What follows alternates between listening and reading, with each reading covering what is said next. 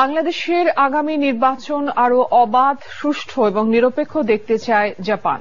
সকালে গুলশানের একটি হোটেলে মিট দ্য অ্যাম্বাসেডার্স অনুষ্ঠানে বাংলাদেশে নিযুক্ত জাপানের রাষ্ট্রদূত ইতো নাওকি একথা বলেন। তিনি আরো বলেন, 2018 সালে নির্বাচনের পুনরাবৃত্তি হওয়া উচিত নয়।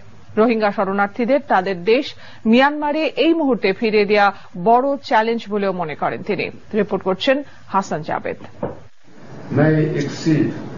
মিট দ্য অ্যাম্বাসেডার্স অনুষ্ঠানে জাপানের রাষ্ট্রদূত ইতো নাওকিকে বাংলাদেশের 2014 ও 2018 সালের নির্বাচন এবং আগামী নির্বাচন কেমন দেখতে চান এমন প্রশ্ন করা হয়। জবাবে রাষ্ট্রদূত বলেন, সবার অংশগ্রহণে এবং কোনো সহিংসতা ছাড়া গ্রহণযোগ্য একটি নির্বাচন হবে এমনটাই প্রত্যাশা জাপানের।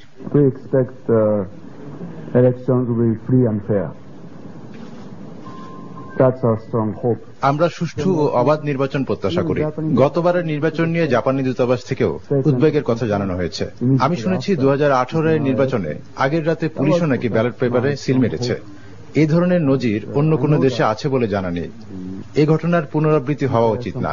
প্রধান নির্বাচন কমিশনার ও বাংলাদেশ সরকার আমাদের জানিয়েছে অবাধ ও সুষ্ঠু নির্বাচন করতে চায় তারা।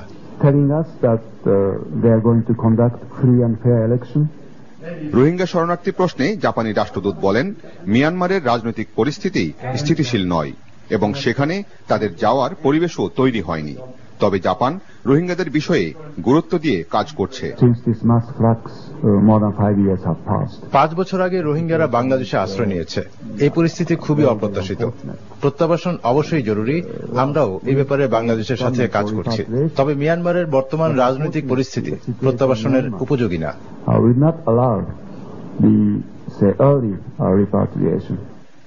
জাপান সবসময়ই বাংলাদেশের উন্নয়নের অংশীদার। আগামী দিনগুলোতেও এই ধারা অব্যাহত থাকবে বলেও দৃঢ় প্রত্যয় ব্যক্ত করেন জাপানি রাষ্ট্রদূত। Hasan Jabed, NTV news, Dhaka. ব্যাংকের হাতে থাকা টাকা বা তারল্যের